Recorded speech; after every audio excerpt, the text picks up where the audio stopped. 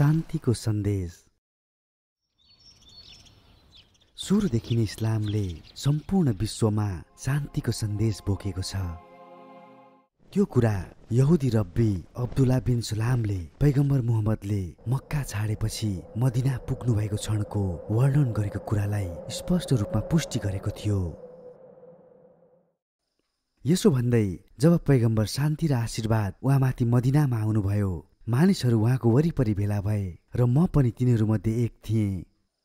मैले उसको अनुहार हेरेर बुझे कि यो झुटो अनुहार होइन। उनी बोल्दा मैले सुनेको पहिलो शब्दहरू थिए, हे मानिसहरू, अभिवादन फैलाऊ, मानिसहरूलाई खुवाऊ, नाता सम्बन्ध राख्नु